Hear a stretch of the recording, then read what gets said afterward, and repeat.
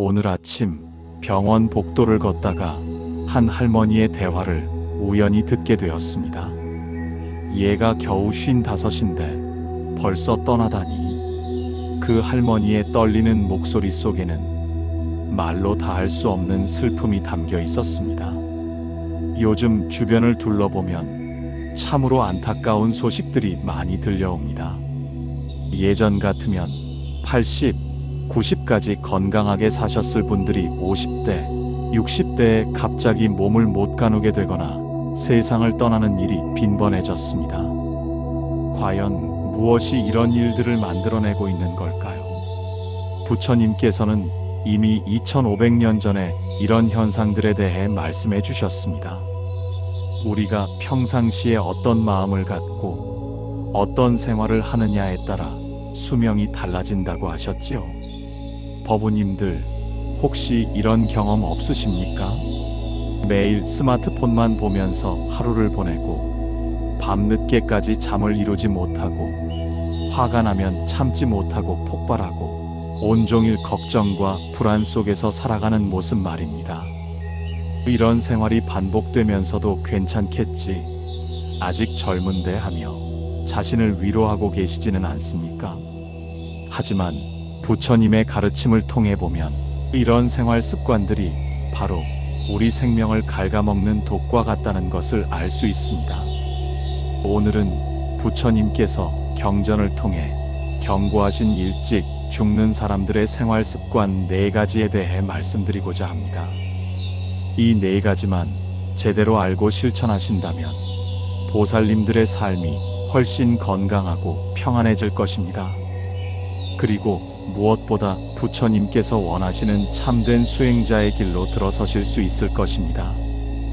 법우님들, 우리 함께 부처님의 지혜로운 가르침 속으로 들어가 보시지 않겠습니까? 첫 번째로 말씀드릴 것은 분노와 성냄을 다스리지 못하는 습관입니다. 요즘 우리 주변을 보면 참으로 화가 많은 시대에 살고 있다는 것을 느낍니다. 지하철에서, 마트에서, 심지어 가족들 사이에서도 작은 일에 크게 화를 내는 모습을 자주 목격하게 됩니다. 특히 중년 이후의 분들 중에 혈압이나 심장에 문제가 있으신 분들을 보면 거의 예외 없이 성격이 급하고 화를 잘 내는 경향이 있습니다. 부처님께서는 증이라 함경에서 이렇게 말씀하셨습니다. 분노는 마음의 독이요 몸의 병이다. 성내는 마음이 일어나면 온몸의 기운이 어지러워지고 혈맥이 막히며 오장육부가 상하게 된다. 이 말씀이 얼마나 과학적으로 정확한지 현대의학을 통해서도 증명되고 있습니다. 화가 날 때 우리 몸에서는 스트레스 호르몬인 코르티솔과 아드레날린이 대량으로 분비됩니다. 이런 호르몬들이 혈관을 수축시키고 심장 박동을 빨라지게 하여 고혈압과 부정맥을 유발하게 되지요. 뿐만 아니라 면역 체계도 약화시켜서 각종 질병에 쉽게 노출되도록 만듭니다. 조주선사의 어록을 보면 이런 말씀이 있습니다. 화낼 일이 생겨도 화내지 말라. 화는 나를 태우는 불이니라. 어느 날 한 제자가 조주선사에게 물었습니다. 스님, 저는 성격이 급해서 자꾸 화가 납니다. 어떻게 하면 좋을까요? 조주선사께서 대답하셨습니다. 내가 화를 낼 때 그 화가 상대방을 해치는가, 너를 해치는가? 제자가 생각해보니 화를 낼 때마다 상대방보다는 자신이 더 괴롭고 몸이 아프다는 것을 깨달았습니다. 이것이 바로 분노가 가진 특성입니다. 화를 내면 상대방은 잠시 놀랄 뿐이지만 화를 낸 당사자는 몇 시간, 심지어 며칠씩 그 여파로 고생하게 됩니다. 그렇다면 어떻게 이 분노의 독을 다스릴 수 있을까요? 부처님께서 가르쳐 주신 방법이 있습니다. 화가 날 때는 먼저 숨을 깊게 들이쉬고 내쉬면서 마음속으로 옴마니 파드메 훔이라는 관음보살의 진언을 외우는 것입니다. 이 진언은 자비의 마음을 불러일으키는 강력한 힘이 있습니다. 그리고 화가 난 상대방을 생각할 때 저 사람도 나와 같은 고통받는 중생이구나. 저 사람의 부모님도 저렇게 키우려고 했던 것은 아닐 텐데 하고 연민의 마음을 일으키는 것입니다. 또 하나 효과적인 방법은 매일 아침 일어나자마자 거울을 보면서 자신에게 이렇게 다짐하는 것입니다. 오늘 하루도 어떤 일이 있어도 화내지 않겠습니다. 부처님의 자비로운 마음으로 모든 사람을 대하겠습니다. 이런 다짐을 매일 반복하다 보면 점차 화를 다스리는 힘이 생겨납니다. 법우님들, 분노는 정말로 우리 생명을 단축시키는 독입니다. 오늘부터라도 화가 날 때마다 부처님 말씀을 떠올리며 자비로운 마음으로 바꿔나가시기 바랍니다. 두 번째로 말씀드릴 것은 지나친 걱정과 불안에 시달리는 습관입니다. 요즘 시대를 살아가는 우리들은 참으로 많은 걱정거리를 안고 살아갑니다. 코로나19 이후로는 더욱 그런 것 같습니다. 경제적인 어려움, 건강에 대한 불안, 자식들 문제, 노후 걱정 등등 끝이 없습니다. 어떤 분들은 아침에 눈을 뜨자마자 오늘 무슨 일이 생길까 하는 불안감으로 하루를 시작합니다. 밤에는 밤대로 내일 걱정, 모레 걱정으로 잠을 이루지 못합니다. 이런 상태가 몇 달, 몇 년씩 계속되면 우리 몸에는 어떤 일이 벌어질까요? 부처님께서는 법구경에서 이렇게 말씀하셨습니다. 걱정은 마음의 병이요, 몸의 독이다. 걱정하는 마음이 계속되면 정신이 산란해지고 기운이 흩어지며 몸이 쇠약해진다. 현대의학에서도 만성적인 스트레스와 불안이 우리 몸에 미치는 악영향에 대해 경고하고 있습니다. 지속적인 걱정은 면역력을 떨어뜨려 감염 질환에 쉽게 걸리게 하고 소화 기능을 망가뜨려 위염이나 과민성 대장 증후군을 유발합니다.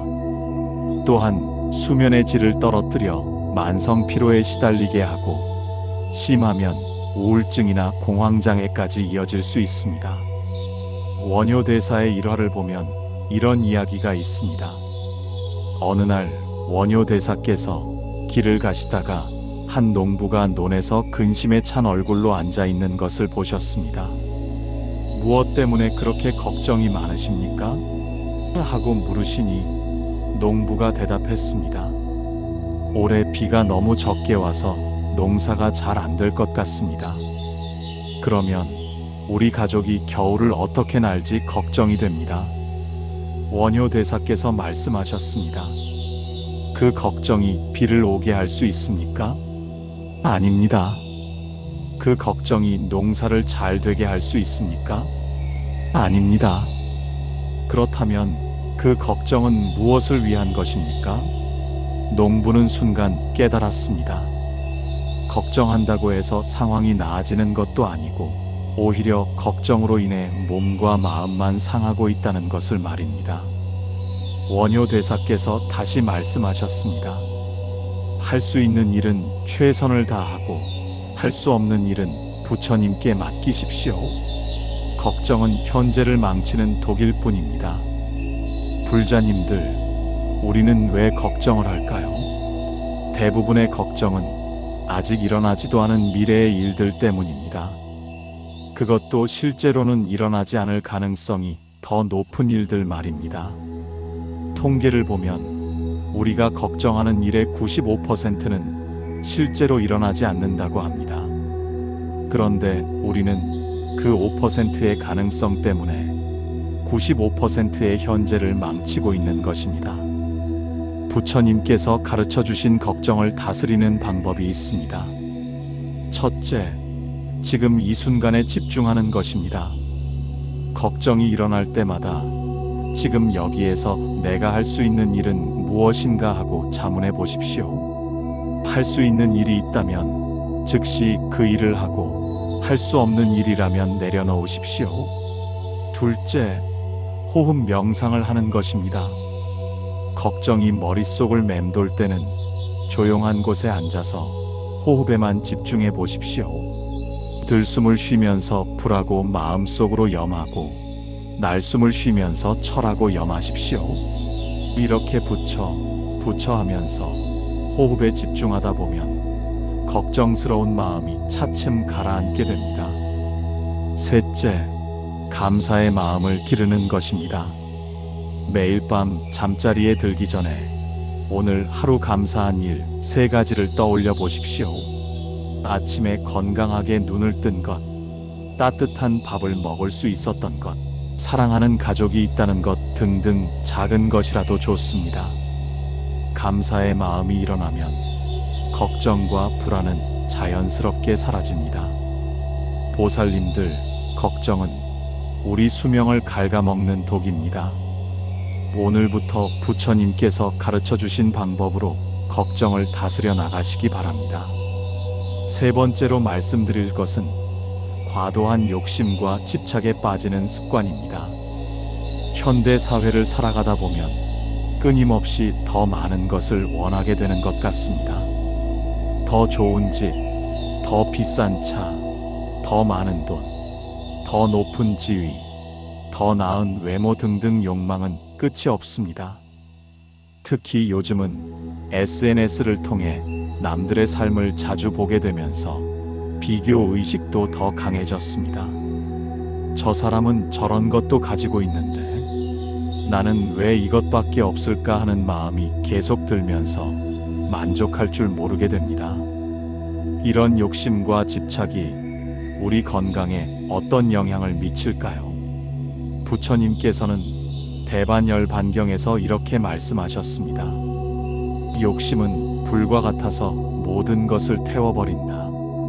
집착은 밧줄과 같아서 마음을 옅아맨다. 욕심과 집착이 많은 사람은 마음이 편안할 날이 없고 몸도 따라서 병든다. 욕심이 많은 사람들을 보면 항상 무언가에 쫓기는 듯한 모습입니다. 더 얻기 위해 밤늦게까지 일하고 이를까봐 전전긍긍하고 남과 비교하면서 스트레스를 받습니다. 이런 상태가 지속되면 자율신경계가 흐트러져서 불면증, 소화불량, 두통 등의 증상이 나타납니다. 또한 끊임없는 경쟁의식과 스트레스로 인해 혈압이 올라가고 심장에도 무리가 갑니다. 해능대사의 일화를 소개해 드리겠습니다. 어느 날 한 부자가 해능대사를 찾아와서 말했습니다. 스님, 저는 많은 재물을 모았는데도 마음이 편하지가 않습니다. 더 많이 벌어야 한다는 생각만 계속 듭니다. 어떻게 하면 좋을까요? 해능대사께서 물으셨습니다. 당신이 가진 재물 중에서 진짜 당신 것은 무엇입니까? 부자가 어리둥절해하자 해능대사께서 다시 물으셨습니다. 당신이 죽을 때 가져갈 수 있는 것은 무엇입니까? 부자는 그제서야 깨달았습니다. 아무리 많은 재물을 모아도 죽을 때는 한 푼도 가져갈 수 없다는 것을 말입니다. 해능대사께서 말씀하셨습니다. 진정한 재물은 자비로운 마음, 지혜로운 마음, 만족할 줄 아는 마음입니다. 이런 마음의 재물은 죽어서도 가져갈 수 있습니다. 법우님들, 우리는 왜 이렇게 욕심이 많아졌을까요? 근본적으로는 만족할 줄 모르는 마음 때문입니다. 있는 것에 감사하지 못하고 항상 없는 것만 바라보기 때문입니다. 부처님께서 가르쳐 주신 욕심을 다스리는 방법을 실천해 보십시오. 첫째, 족함을 아는 마음, 즉 지족의 마음을 기르는 것입니다. 매일 아침 일어나면서 오늘 하루도 이만하면 충분합니다라고 마음속으로 염해 보십시오. 현재 가지고 있는 것들에 감사하는 마음을 가져보십시오. 건강한 몸, 따뜻한 가정, 매일 먹을 수 있는 밥, 잠들 곳이 있다는 것만으로도 충분히 감사한 일입니다. 둘째, 나눔을 실천하는 것입니다. 욕심은 움켜쥐려 할 때 더 커지지만 내려놓고 나누려 할 때 작아집니다. 매달 수입의 일정 부분을 어려운 이웃을 위해 보시하거나 좋은 일에 써보십시오. 처음에는 조금 아까울 수도 있지만 나누는 기쁨을 맛보게 되면 욕심이 줄어드는 것을 느끼실 것입니다. 셋째, 무상함을 관하는 것입니다. 우리가 가진 모든 것들은 영원하지 않습니다. 집도, 돈도, 심지어 우리 몸도 언젠가는 사라질 것입니다.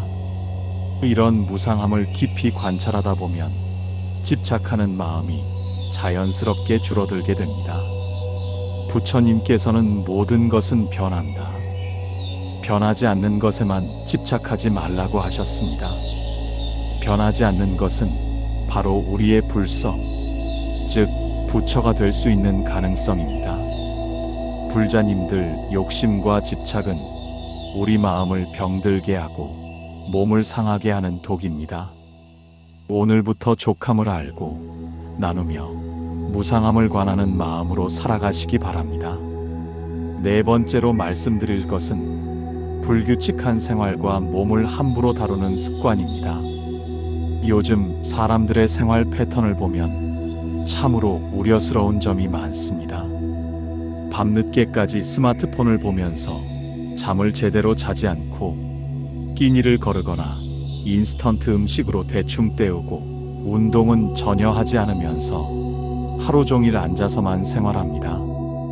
그러면서도 바쁘니까 어쩔 수 없지 하면서 자신을 합리화합니다. 하지만 부처님께서는 우리 몸을 매우 소중하게 여기라고 하셨습니다. 부처님께서는 법화경에서 이렇게 말씀하셨습니다. 이 몸은 부처가 되기 위한 도구요, 깨달음을 이루기 위한 집이다. 몸을 함부로 대하는 것은 부처님을 함부로 대하는 것과 같다. 또한 율장에서는 몸을 건강하게 유지하는 것이 수행의 기본이라고 하셨습니다. 몸이 아프고 기운이 없으면 제대로 된 수행을 할 수 없기 때문입니다. 현대 과학도 이런 부처님 말씀이 얼마나 정확한지를 보여주고 있습니다. 수면 부족은 면역력을 떨어뜨리고 치매 위험을 높입니다. 불규칙한 식사는 당뇨병과 심혈관 질환을 유발합니다. 운동 부족은 근육량을 감소시키고 골다공증을 일으킵니다. 달마대사의 일화를 보면 이런 이야기가 있습니다. 달마대사께서 소림사에서 9년간 면벽 수행을 하실 때 매일 정해진 시간에 일어나고 정해진 시간에 주무셨습니다. 식사도 정시에 하시고 매일 일정한 운동도 하셨습니다. 어느 날 제자가 물었습니다. 스님께서는 왜 그렇게 규칙적으로 생활하십니까? 깨달은 분께서는 그런 것에 구애받지 않으셔도 되지 않습니까? 달마대사께서 대답하셨습니다. 몸이 건강해야 마음이 편안하고 마음이 편안해야 지혜가 생긴다. 불규칙한 생활은 몸과 마음을 모두 어지럽힌다. 이것이 바로 선종에서 강조하는 일상이 수행이라는 가르침입니다. 그렇다면 어떻게 몸을 건강하게 관리할 수 있을까요? 부처님께서 가르쳐 주신 방법들을 실천해 보십시오. 첫째, 규칙적인 수면입니다. 매일 밤 10시에서 11시 사이에 잠자리에 들고 아침 6시에서 7시 사이에 일어나는 습관을 만드십시오. 잠자리에 들기 전 1시간 동안은 스마트폰이나 텔레비전을 보지 마십시오. 대신 부처님께 하루를 감사하는 마음으로 간단한 기도를 올리거나 경전을 읽어보십시오. 둘째, 규칙적이고 건강한 식사입니다. 가능하면 정해진 시간에 세 끼를 챙겨 드시고 과식하지 마십시오. 부처님께서는 배의 3분의 2만 채우라고 하셨습니다. 인스턴트 음식이나 기름진 음식보다는 신선한 채소와 곡물 위주로 드십시오. 식사 전에는 잠깐 손을 모으고 이 음식이 제게 오기까지 수고해 주신 모든 분들께 감사합니다라고 마음속으로 염해 보십시오. 이런 감사의 마음으로 먹는 음식은 더욱 몸에 좋은 기운을 줍니다. 셋째, 적당한 운동입니다. 격렬한 운동을 할 필요는 없습니다. 매일 30분 정도 천천히 걷는 것만으로도 충분합니다. 걸으실 때는 발바닥이 땅에 닿는 감촉을 느끼면서 마음속으로 나무아미타불 연불을 하십시오. 이렇게 하면 운동과 연불 수행을 동시에 할 수 있습니다. 또한 매일 아침 일어나서 간단한 스트레칭이나 체조를 해주시면 하루 종일 몸이 가뿐할 것입니다. 넷째, 정기적인 건강 관리입니다. 몸에 이상이 생겼을 때 괜찮겠지 하면서 방치하지 마시고 초기에 적절한 치료를 받으십시오. 1년에 한 번 정도는 종합 건강 검진을 받아서 자신의 몸 상태를 점검해 보십시오. 이건 역시 몸을 소중히 여기는 수행의 한 부분입니다. 보살님들, 우리 몸은 부처가 되기 위해 주어진 소중한 도구입니다. 함부로 다루지 마시고 정성껏 관리하시기 바랍니다. 그래야 건강하게 오래 살면서 더 많은 수행을 할 수 있고 더 많은 중생들을 도울 수 있습니다. 법우님들, 오늘 말씀드린 4가지 일찍 죽는 사람들의 생활 습관을 다시 정리해 보겠습니다. 첫째, 분노와 성냄을 다스리지 못하는 습관. 화가 날 때마다 관음보살진언을 외우고 자비로운 마음을 기르십시오. 둘째, 지나친 걱정과 불안에 시달리는 습관. 현재에 집중하고 호흡 명상을 통해 마음을 다스리십시오. 셋째, 과도한 욕심과 집착에 빠지는 습관. 족함을 알고 나눔을 실천하며 무상함을 관하십시오. 넷째, 불규칙한 생활과 몸을 함부로 다루는 습관. 규칙적인 생활로 몸을 건강하게 관리하십시오. 이 4가지만 제대로 실천하셔도 보살님들의 삶이 훨씬 건강하고 평안해질 것입니다. 부처님께서 우리에게 주신 이 소중한 가르침들을 일상생활 속에서 꾸준히 실천해 나가시기 바랍니다. 오늘 말씀이 도움이 되셨다면 좋아요 버튼을 눌러주시고 댓글로 여러분의 경험이나 다짐을 나누어 주십시오. 그리고 주변에 이런 말씀이 필요한 분들이 계시다면 꼭 공유해 주시기 바랍니다. 모든 중생이 건강하고 행복하기를 발언하며 오늘 공덕을 모든 중생에게 회양합니다. 나무아미타불 관세음보살, 부처님의 자비와 지혜가 보살님들과 늘 함께 하시기를 기원합니다.